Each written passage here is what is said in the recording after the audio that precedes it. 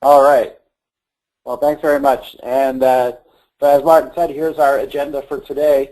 Just a quick piece. I would not consider this a training session. We do offer training, and it's something I highly recommend. We've been doing it with a lot of customers lately, getting them refreshed on newer features. So for folks that have not had training recently or are interested in that, definitely inquire about it. It's been real successful, especially with all the new capabilities in the product. And I will apologize, I'm getting over a little bit of a bug here, so good thing that we're all remote, so you're not sitting next to me. I'll try to do my best to speak up, but I do apologize. I got a little bit in my throat, and I'll do my best to talk over it. So what I'll be covering today is, number one, we'll talk about some of the new features in Evolven, and I'll talk about some of the flagship features. We're really excited about this release.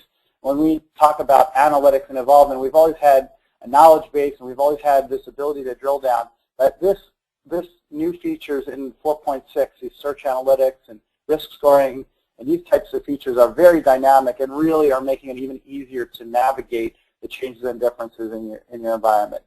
We'll then cover in a little more detail some additional features. We probably won't cover everything that's in 4.6, so I would encourage you for whatever we don't cover in this session.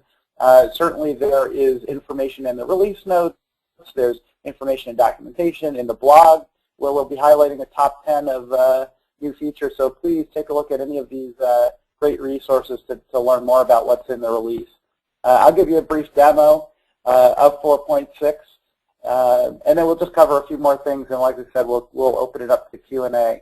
I'm making a small assumption here. Well, I hope it's not too small. This was an invite-only event for customers and folks that have been with us and have seen the product before. So I'm assuming you already know a little bit about Evolven.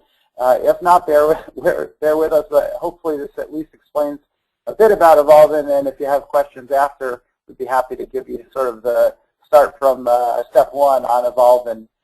So just let us know. You can contact me on bill@evolven.com or any of us that you work with. So let's jump into it.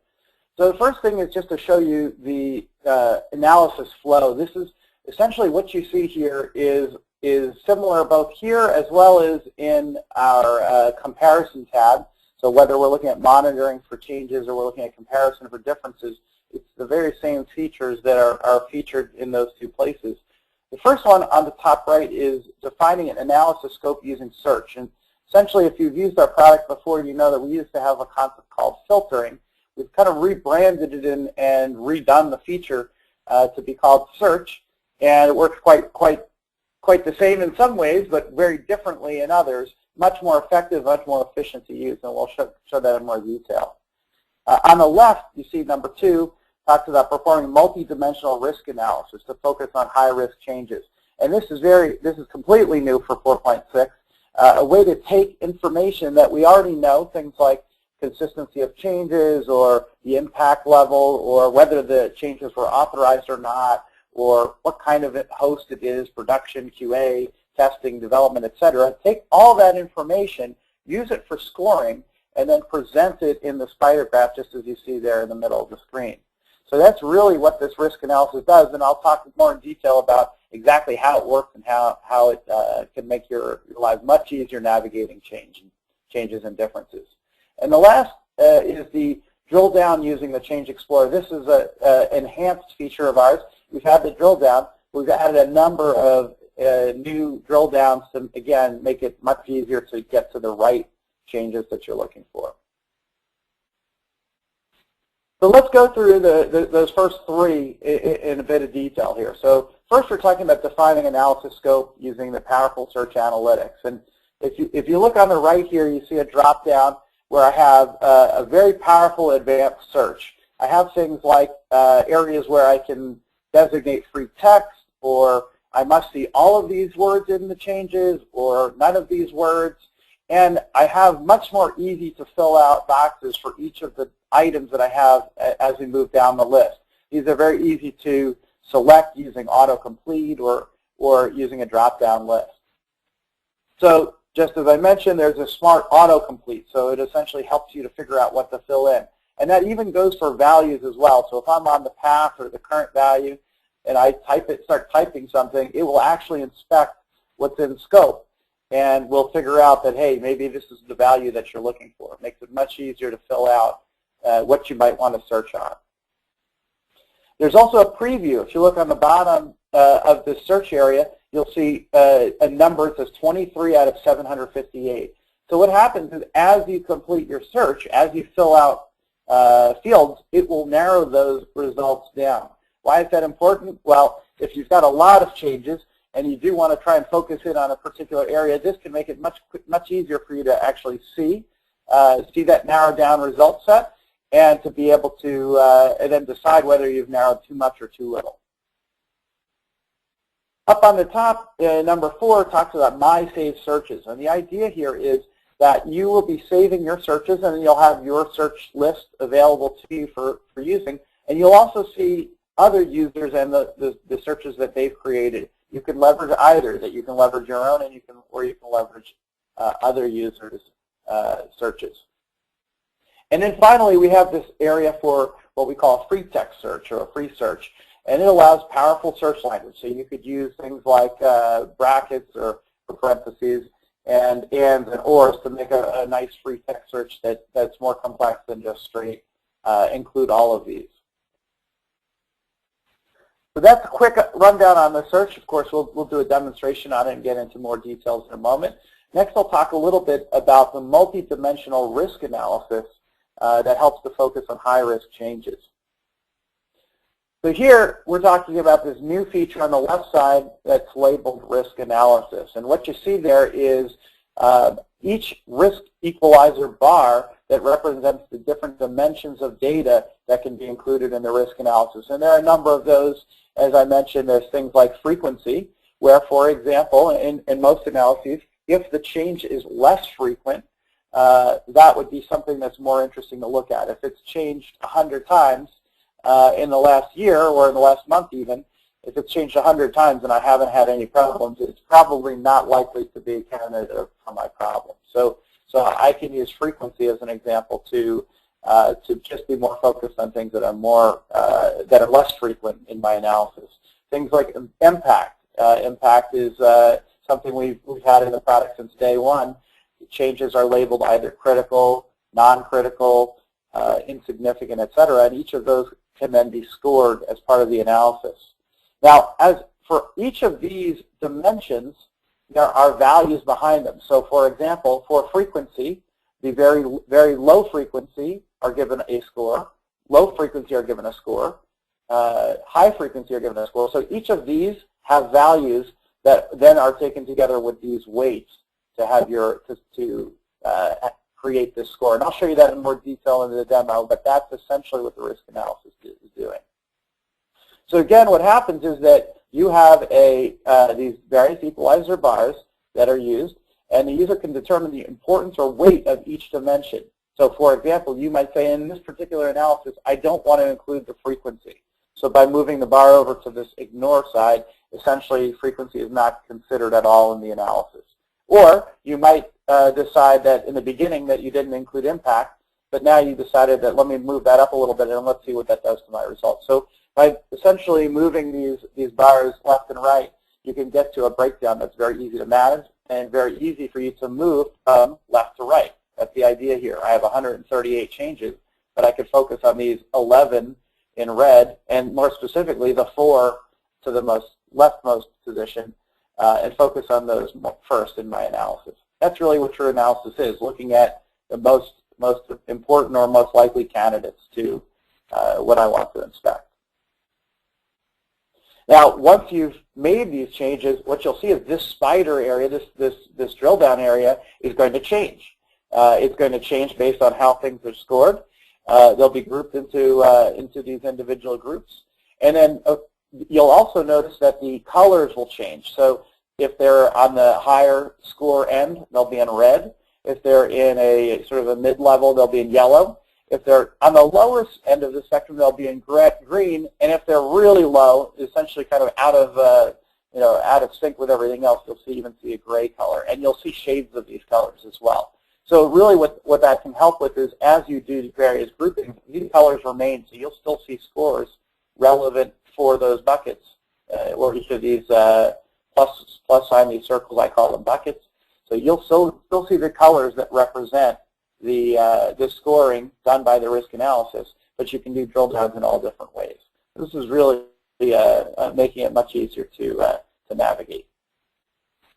Now, all of this is these groupings on the left side and where they're set, as well as the scores, and I'll show the scores in a bit, or the score settings, I guess I should say. These are all taken together into analysis scenarios. And when I demo it, this will be more clear to you. But essentially what you're able to do is save a combination of these weights below, as well as the settings, which are set in this button right here. You'll see it in a moment, but it allows you to set various weights for the different options. And those things together make up your analysis scenario. And that allows you to, for example, focus on different areas depending on the type of investigation you're doing. You could label them as, as scenarios like incident investigation or release validation, but you really can call them whatever you like. You can call them based on the attributes that you're focusing on, for example, might be one way to do it. And as I mentioned, there's this last piece which is hidden right now, but we'll show it to you in the demo, which is a risk scoring setting. That allows you to edit how the score is calculated for each risk dimension. So there really is a lot of flexibility in how you use this risk analysis and how that can apply. All right, and then finally, in terms of our flagship features in the product is the drill down using the Change Explorer. And if you've seen Evolven before, which I'm sure most, if not all of you have, you've seen this Change Explorer where you can slice and dice changes. But what's new are the dimensions that have been added. So you'll see new dimensions that are added related to risk scoring and to various details. The manual breakdown will have different breakdowns that are now part of the product. And you'll also, as you do those drill downs, just as everything else, when you select whatever you select in this top area, you get the details below. Details of those, for example, focusing on the high-risk changes versus just looking at other kinds of breakdowns. So those are the kind of the step one, if you will, on 4.6. And now we'll go into a little more detail on each of these features, as well as a few others that are part of 4.6. The first one I'll talk about is autocomplete in the search preview. So now in the product you have this capability of auto-completing. So what this is, it's not just any text that exists out there, but this is text that's relevant to what you're already selected on. So depending on where you're selected and you start typing a particular word, it will give you suggestions of what you might use as part of that field. Makes it much easier to figure out what might be appropriate to fill in. The other thing that's added is the search preview, which you mentioned earlier. This allows you to get a quick preview of how many remain in preview. And I'm going to show you that coupled with another feature that makes that preview really powerful, because you can start to try and figure out what would be the right level of change that I could look at. If I really did have a lot of changes, and that could happen, for example, if you had a deployment, maybe there's certain things that you could include or exclude as part of your search and get down to a reasonable amount that you could navigate through. So this really helps to do those sorts of things.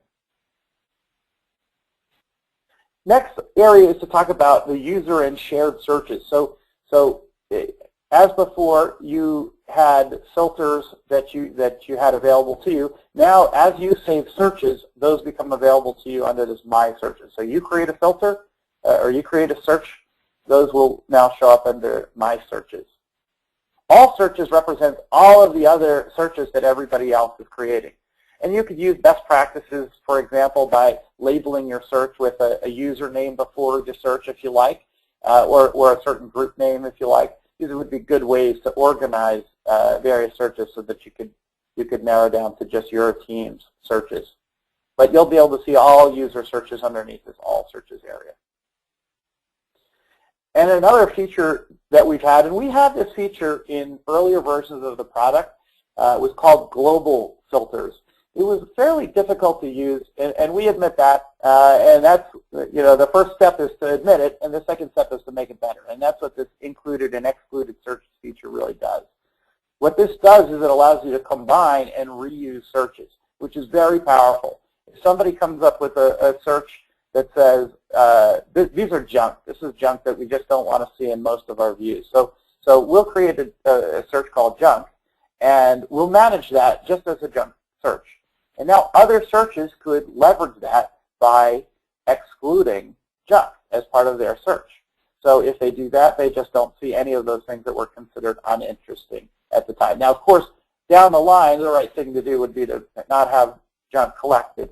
But this provides a middle state, a way to essentially filter it out or remove it from the view. Very nice, very easy way to do it. And you'll see how autocomplete even kind of makes this nice and easy to work with.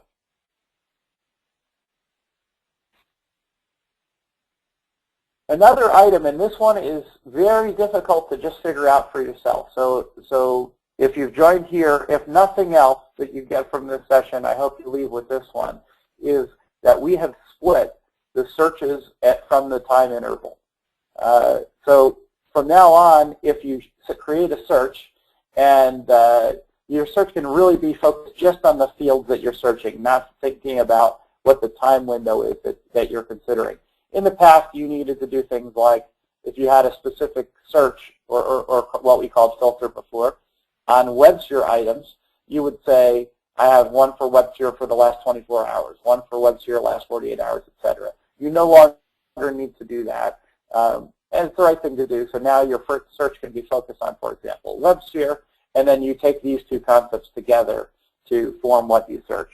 And that has implications in other parts of the product. For example, in the scheduled report window, you'll see that underneath search you pick the search that you want, and then you pick the time interval. So that's one change that you'll see as part of the scheduling windows, is that essentially you'll see a new time interval that wasn't there before, and that's because it's no longer part of the search. Another new feature of the product is this free text search. Really what we tried to do with the search window was try to provide something that both your typical users, perhaps non-technical users, or more simple needed users, what they would be able to use. For example, a lot of the search fields provide sort of basic, just fill this out and you can separate your terms by spaces. But we know that there are sometimes these more advanced needs where you need to do combinations of this and this or this, things like that. And so being able to provide free text is one way to do that. And the other thing that we still have as part of it is the ability to use regular expressions. So that's still part of our text language, is that you can use regular expressions and ways to essentially get more complicated with the search. So we really want to make sure that there was something that will work for both types of users. And another thing that we added was these breakdowns of all these words, any of these words, none of these words. Very difficult to do, if not impossible, in the previous filtering. But here it makes it very easy. They all stand out. If you have something like all of these words, it means that all of those words need to be in some shape or fashion in the change or difference that would be included. If it's any, then it's essentially an or between all of these. And a none means if that word shows up at all, I don't want that change to be shown. Very nice, very convenient, very easy way to express these simple things that maybe were a little more difficult to do in the previous version. The other thing is that anytime we use the word word, we would say that a word can be a phrase. You just put it in quotes. And just as you see here in the free text search, we're calling these words or terms, you can call them. And so when we say all of these words, same idea, I can put two words in quotes as a way to express that. Okay, now this next area I'm going to talk about is around editing definitions. And one thing is, this is a pretty big topic and not anything I could reasonably cover in a 4.6 update session. And this is one of those areas actually that a lot of customers are now taking, doing training services and mentoring services with us on. So I encourage you to keep that in mind as well. that we do offer these services. But there is new features in the product, both for editing application definition rules, and so you would see here in the configuration view the ability to see that a rule was changed, and also a pencil icon if I have the rights to change those rules.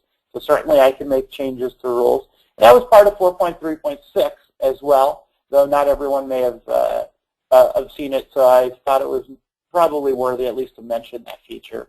The new feature in 4.6 is the ability to edit the discovery of definitions. And so what you'll see in the knowledge base, if you have the privilege to see the knowledge base, is you'll see all the definitions that are available to you, and there's an Edit appDef button.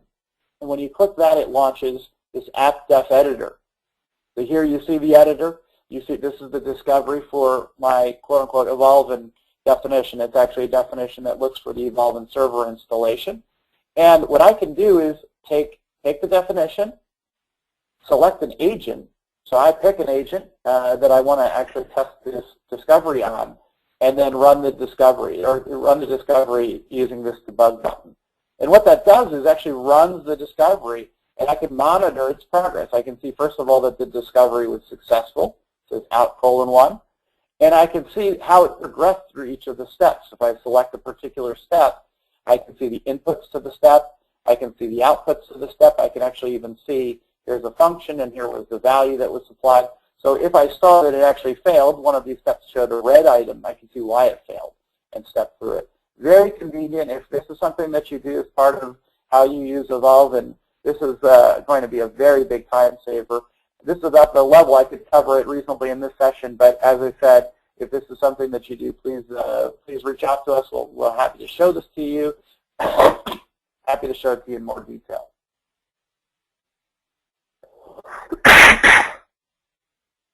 This last item is about analysis plans are reciprocal. And again, this is one of those items that if you didn't know to look for it, you might not have actually realized that it's an enhancement to the product. So previously, if you had set up an analysis plan that was comparing P1 to P2, P3, and P4, so take this example on the left side here. This is my P1. It's the source, and it's being compared to these other environments. Now, when you use that in the monitoring view, if you, for example, want to look at changes to the P1 system, you can do that, and you can see that, oh, there were 50 changes to the P1 system. You could then say, I want to compare that with these other systems. You would run this analysis plan, this Evolven P analysis plan, and it would show you the current values of P2, P3, and P4. Works great. If you then had a problem on your P3 system and you wanted to see those changes, you would bring up the changes to P3. If you wanted to then compare it with these other systems, you needed to create a new analysis plan. They weren't reciprocal. That is no longer the case. So in 4.6, we now make these reciprocal. You see that if I select P3 as the source, that's what's happened on this right side, it automatically aligns P1, P2, and P4. It seems like such a small change, but from a usability perspective, it's huge. And it really will make how you analyze changes and do those consistency analyses will make it much easier to do. You create one plan, and it's available in all forms. Very powerful, very simple, but very powerful concept. With that, I'm going to take us into a brief demo on some of these features.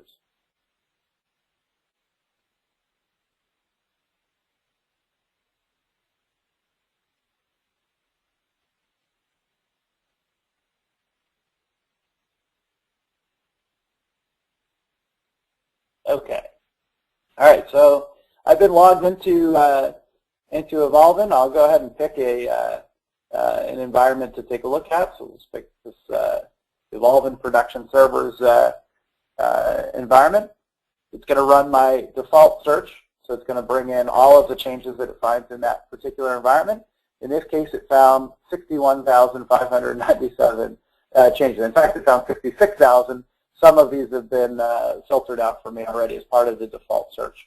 Now, what I can do is I can drop this down and make some changes. For example, if I want to look at the current value, I can say, for example, start typing 4.6 because I knew I did a migration, and I can see here now that that's one of the item. So I can go ahead and select it. In fact, when I do that, it actually goes and tells me. In fact, I'll even go ahead and click the search. It actually goes and kind of figured it out, and now it shows me the values that were found. Now I want to show a quick thing over here. You'll notice that it shows me this change, 4.3.6 to 4.6.0, as the most recent change. I also have a hyperlink here, so this I can actually click this and it will take me to the to that location in the inventory screen.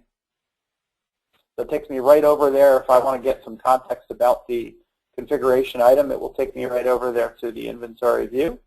The other thing it shows me is the history, and actually I can see that it changed 3 times in the selected time filter. Now I have it selected to any time for the purposes of demo, but if I have this, let's say I was looking at the last 24 hours or 48 hours, this might say that it only changed 1 or 2 times. If I click the link, it will actually show me all the changes, not just the ones in the time window, but also older changes that fall outside of the time window. Now, you get a little hint about this in gray, this first item, but what you would see if I was looking at a smaller time window is you might only see these 2 items in black, and then other items in a more subtle color, giving you a hint that here are previous changes to that configuration item, and then these are the ones that fell into the time window. So nice convenience that it's keeping track of all of the changes, but it also kind of gives you a hint about how many times it's changed within a particular time window. So with that, as soon as I make changes to the various items, it will will help narrow me down. Let me go ahead and reset. This reset button is similar to what we called undo before. Reset basically takes me back to how the search was in the beginning. Now, one thing I could do, for example, is I could say any of these words, and I could start typing .jar, .ear, .war, and again, same idea. As I provide values, it will update and give me a hint about how many changes actually fall into that particular scenario. I can also do things like include or exclude searches. And if I go ahead and select there, in fact, it just drops it down for me, so I could even start adding these items. So I could say, let's exclude the junk, and maybe I'll even just pause for a second, and I'll see that I get a hint that, well, about a third of mine just went away based on what I exclude as junk. And then maybe I'll exclude anything that's got last modified as part of it. I created a search for that. So anything that's last modified should be filtered out. That took out a bunch of them. Or I could exclude anything that is security related and down the line. So I could continue to kind of build up essentially all the things that I don't want to see as part of this particular search. I can do that, and my search hint will give me a hint about how many things I have left over based on that. So it makes it really easy for me to do a kind of a composite search of all of these things, either excluding them, as I did here, or I could be explicitly including them. If I just wanted to look at those application files, for example, I could just simply add them down here as an included search, and that, of course, implicitly excludes everything else. Very nice capability. The last thing I'll mention here, and this is, I'll mention it again in a slide, but I'll just point it out while I'm here. This feature of hide installation specific. I think probably everybody who's had training from us will know what installation specific it is, but just in case, installation specific are changes which are known to be different when we look at different systems. So if I look at my system and I compare it with somebody else's system, I'm always going to see a difference on something that we consider installation specific. It might be a path, or it might be something that we just know is typically unique between systems. So what we do is we have this option that you can hide these installation specific items, which makes it very easy to look at information. Problem with that in previous releases was that whenever you looked in monitoring, you don't necessarily want to hide the installation specific ones because they may be relevant for just your system, right? So for a particular system, I want to know if an installation specific item changes. I just don't want to know it if I compare between servers. Now, so before, if I had this, it would be excluding it in my monitoring view. It no longer does that. I can have this hide installation specific option here, and it's completely ignored in monitoring, but it is used in comparison and consistency. That makes complete sense. That's the way the feature should work. And again, it allows you to then just create one search for both concepts and not have to worry about about having a different filter for comparison versus monitoring. So again, small thing, huge impact on usability and how you use the product.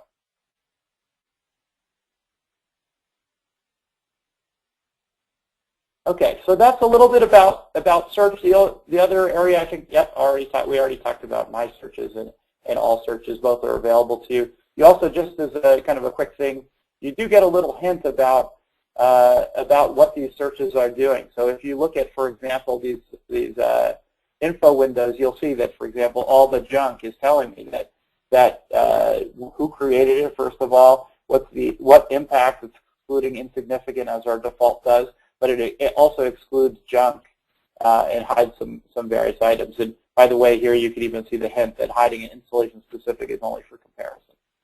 A very nice, quick way to see what these searches are all about. Okay, so let's go ahead and reset back to our previous search. Now, the next thing I want to talk about is the risk analysis. And even the first thing that we see here, by the way, a drill down that's popped up first of all, I'll just mention it, is you see that there's a now risk score. So as I do that, what that's using is my risk analysis over here. I have incident investigation selected.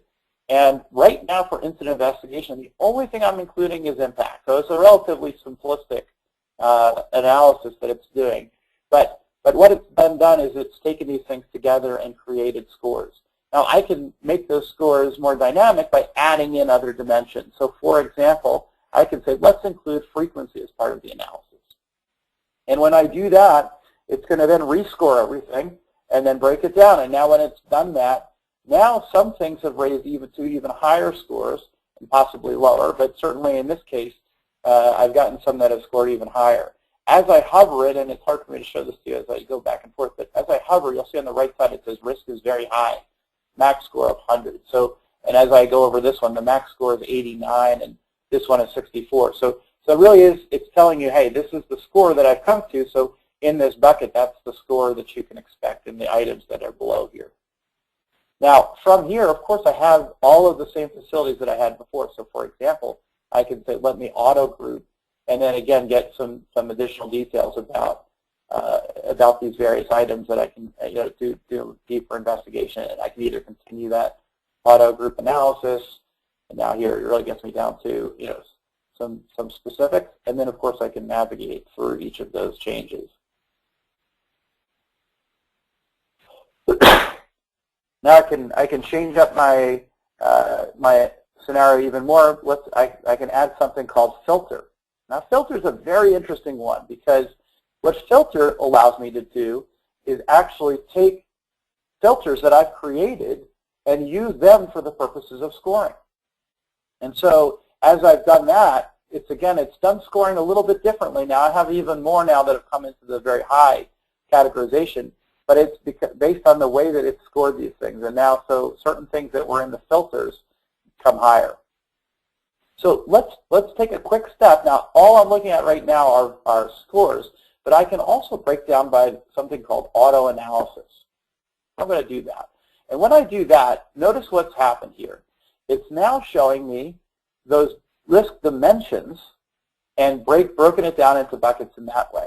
So if I go over here, you notice on the risk analysis, this scenario, I'm including frequency, impact, and filter. Now remember, I had filters for things like application files and security user accounts and groups. Those are two of the searches that I had. And notice now that on the left here, I have two items, score 2667 actually is what it shows me here, two items that are very low frequency, marked as critical, and fall under this security user accounts filter, or search I should say. So that is very interesting, because those have risen to the cream of the crop in my particular analysis. Now the next level all have these things called application files. So anything that had application files in order, so critical, non-critical, this one is low frequency, so it's less than very low frequency, so that's why this jumps down. And then here, low frequency, non-critical, and here, very low frequency, unclassified. So it kind of goes down the line. So hopefully you're getting some ideas here that because this is a search I created, So this search could be something that, let's say you know very important areas that are interesting to you. You can create a search around that and then make sure that those searches are scored higher. By default, all searches get no relevance in scoring. And I'm going to show you that, how you take those filters and apply them right now. I talked about this settings for the analysis. And each one of these scenarios has their own associated with them risk analysis settings. So essentially how it works is the score is used and the score is applied, but only if it's weighted. So if you don't give like authorized is being ignored right now. So regardless of what scores are underneath the authorized area, they won't be scored in this analysis. If they were being used, the way the score would work is anything that was authorized, meaning that these are changes that have been deemed accepted. For example, if you did a deployment, you might mark all the changes as part of that deployment as authorized. These are going to be scored as -10. It means very low. In fact, our typical range that we use is between 10 and -10. I say typical because it's not a rule, but 10 and -10. So -10 really means that it's something we want to go much lower in the scale. Anything that's unauthorized, which means we explicitly know that this was not allowed, is given a range of a number of 10. Anything that's unknown is given a score of 1. Now, I'll make just a quick point about 1. Essentially, unknown means we don't know, but by giving it a 1, it just means that it will be included as part of the score, but just essentially somewhere in the middle of these two. If they were scored as 0, essentially anything that fell under unknown would just be taken out of the calculation. It's a very subtle thing. It's not something that you necessarily need to be an expert on, but actually it does create some interesting scenarios, as we'll talk about when I show the example for filters. So with my filters dimension, you'll see that I gave a score for this security search as 80. I really wanted those to raise to the top. And as I said, if you go outside of the 10 and -10 range, you're basically saying, I don't care, I want these to raise higher than everything else. And the other dimensions are still used, but anything that's going to be in the security area is certainly going to rise to the top. Even my application files, I gave a 50. All these other searches down here are given 0, which means that we won't even use it for the purpose of calculation. That's why I told you about that. It's very subtle, but it does have an implication. And then finally, my junk is given a -100, which really means essentially, if it fits in that search, I want it to essentially be moved out of contention here. The junk really kind of almost overpowers everything else by pushing it to the bottom. Now, of course, the other thing I could have done is just pick the filter that excluded junk, and that's probably normally what I would do. But this is nice in allowing me, even if I didn't exclude it, to have it score low. And there are different dimensions that are set. Things like we look at impact, you see that critical is 10 and insignificant is -10. If I look at frequency, which is the example we've talked about a bit, if it's very high frequency, it's going to score very low. So anything that kind of fits that criteria of very high frequency is going to be very low. Anything that's very low frequency is going to score very high. I could look at host type. So if you have, for example, if you've mapped your agents to production, pre-production, DR, QA, testing, development, that can also score these. So if I'm looking across many different types of servers, very nice way to be able to kind of segregate the productions from the developments, which certainly we would expect to be changing. And down the line. So again, as you change these and save them, and you get a hint here, if you make a change here, you need to save your scenario. But as you make changes to those and you save your scenario, this analysis will get updated. So that's a little bit about the risk analysis scenarios. As I mentioned, you can select different types. So for example, here I have one that highlights impact and frequency. As I select it, it's going to do a different analysis on that data. And so here I can see, again, very low frequency critical, very low frequency non-critical. I could change my search. Again, I could say, let's narrow down to all the junk, or maybe just look at application files, for example. And again, kind of use those in concert with the risk analysis to focus your attention on the most interesting things first. So that's a little bit about the risk analysis, the risk scoring. The last piece to talk about, and you've seen a little bit of it so far as we've talked about, risk score and auto analysis. These are the new dimensions that are part of it. The other thing just to mention as a reminder is the buckets remain using these colors that relate to the score. So that's really important to think about. In the past, if you did a drill down by history, for example, it would all show green because that's what history represents. But we've kept the theme of using the scores as ways to kind of understand various changes in context. So here, the max score of this bucket is 24. If I compare that to other buckets that are higher, those max scores will be different. So that's where these colors come into play. The other thing that's been added is this ability to do additional manual breakdowns. And so some new things that you'll see are things like the file name, the file type, string difference, etc. So other ways to break down information. File name is one example of something that you previously didn't have as a drill down option. Now you can draw your attention to just specific files that have had the most changes. You could do that, for example, by string difference. String difference is an interesting one. For example, if you do a string difference, you'll notice here that one of the things that would be common to change is a version number. So what that's done is that it's risen to the crop here that I can see 4366758 to 4608292. It'd be really helpful to see kind of all the places where that particular change has been discovered. The other change that's kind of interesting, pretty interesting in terms of drill downs, is this one called filter breakdown. Now, this one is it's why I say it's kind of interesting, is because it's different from all other kinds of drill downs.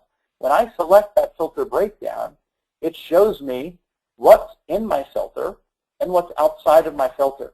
So why is that convenient is I could have a much more tightly scoped filter, but I could quickly find out what was actually excluded and kind of do a quick analysis of those to see if there's anything outside of what I was looking at that's interesting to look at. And I could, of course, do the same thing that I always do, where I can see lots of changes. I see a bunch of changes to .com 0G registry. This is something that I already considered junk, which is why I don't typically see that in views. But if I do go out and look at this, I can, of course, say, you know what, let me go and close all those changes and essentially remove it all from the view because those are not interesting. So this filter breakdown that kind of breaks how drill downs work, because you see 1196 here, you usually just see what's inside of 1196. This breaks it in the sense that it shows you these things that fell outside of the filter, and so you could review those. Very nice, especially if you tend to create searches that are more limited. This gives you a quick way to get to those without having to change your search as you're there. So hopefully that gives you a good tour of a number of the really key features. I've been using this release now for a little longer than it's been GA, since it's been EA. And so as a user of Evolven, we were really excited to show this to you because from a workflow perspective, it really makes navigating changes and differences when we talk about comparison much easier. You can very easily narrow down the things that are most interesting, and then as we typically want to do, not focus our time on things that are not as interesting.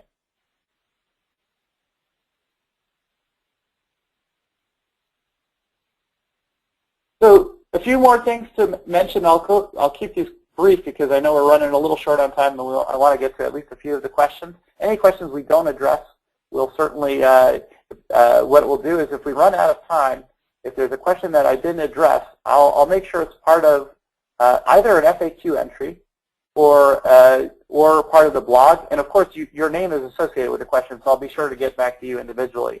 But we'll certainly share that as well. I think that's the whole point, is for us to be able to share from each other. So I will leave time for questions, but if there are a lot of them, we'll make sure that we get back to you. So just a few more things to talk about here. I mentioned the installation specific already, so we'll keep that brief. Those are now only being used for comparison.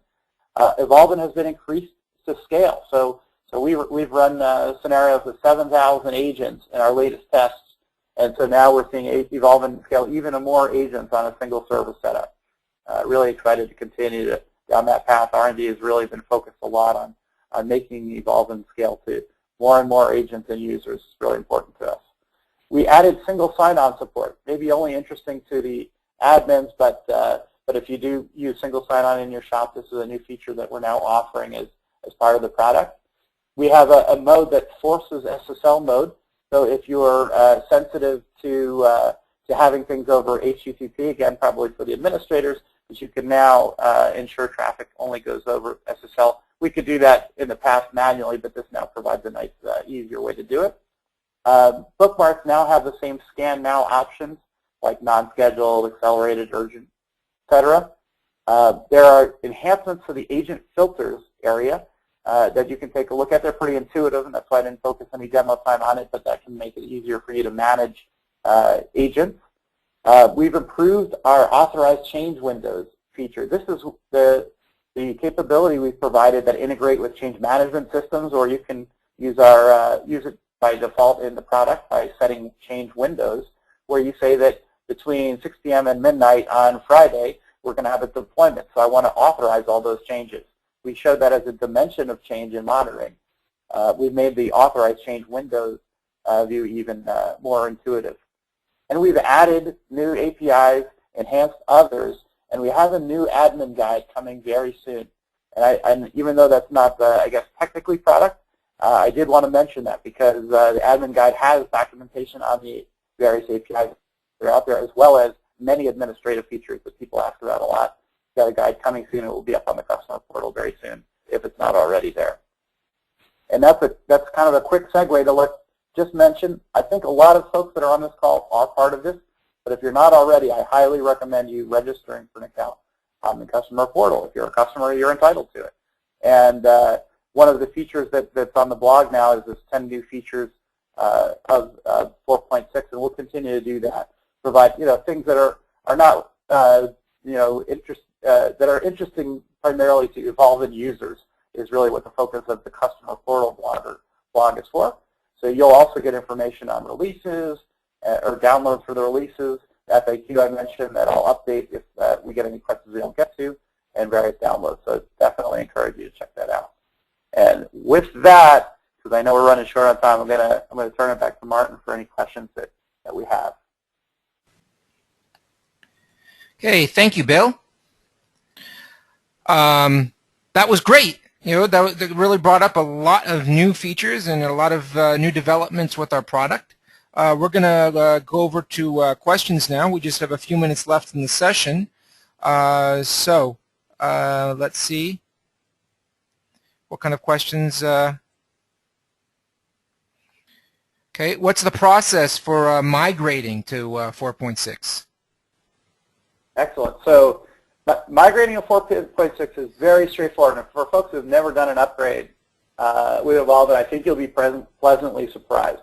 The process is simple. First of all, you upgrade your Evolven server. There's an executable that you download from our site. You run that executable on the Evolven server. It will update what it needs to update. And once you do that, the server will restart, and all the agents will be then in the older version still, but your server's been upgraded. And then on the administrative screen for the agents, you have the ability to run an update. And you simply select the agents and do an update, and you're updated. That is it. That you have just explained the entire process. It will be part of the admin guide to tell you how to do that. But as part of Evolven, we're always happy to help you with this process. But very straightforward to do it. Get it? Okay, great. And can you go back over the risk analysis? How does that compare to some of the other things out there? Sure. I'm not sure if I understand when you say, and I don't know how we'll be able to maybe get a clarification, but when you say how does it compare to other things out there, are we talking about other products or other features of Evolven? Other features of Evolven. Okay. So here's the way I would answer that question. Essentially, the risk analysis, what it does is it gives a more dynamic capability to other things that could be considered more static. So take this example. If you look at, for example, something that's marked as critical or something that's marked as significant, those are relatively static. In other words, you set that, you have a rule and that rule always applies for you going forward. What this risk analysis allows you to do is be a little bit more fluid in that. Now that you can use things like searches, you yourself can very easily say, okay, I know, for example, that I'm very sensitive to the following areas. So I'm going to create a search that only looks at those things, okay? But I don't want to just look at those things. I also want to look at other things, but I want these things to raise to the cream of the crop. So by using the risk scoring, you can create levels of that kind of information. You could say that, all right, this really problematic stuff, I'll score it as 80. And this stuff that's kind of interesting, but not as important, I'll make it 60. And then this stuff a little bit less than that, I'll make it 40. So you can set these scores and get a dynamic view, but still not having to switch through each of the searches and review the results. You'll get one result, but you can then navigate that all in one shot. That's really what it does. It really gives you this ability to dynamically review information, and it really allows you, the user, to influence it, not just rely on the shared information. The knowledge base is really a shared information area. The searches are very much personalized, so you can create your own. Okay, well, thanks a lot. I'd like to thank you all for joining us for this session. I found this very interesting, and I hope you did too. Let me remind you, feel free to drop Bill a line with any questions or feedback about this session, and you can also contact us to schedule a one-on-one session to go more in depth. So on behalf of all of us, I want to thank you all for taking the time to join us today. We'll be sending you your t-shirt that you signed up for, so keep an eye out for that. It'll be in the mail. And thanks again, Bill. Thanks very much, and thanks for everybody for joining, and thanks, Martin, for organizing. No problem. Okay, talk to y'all later.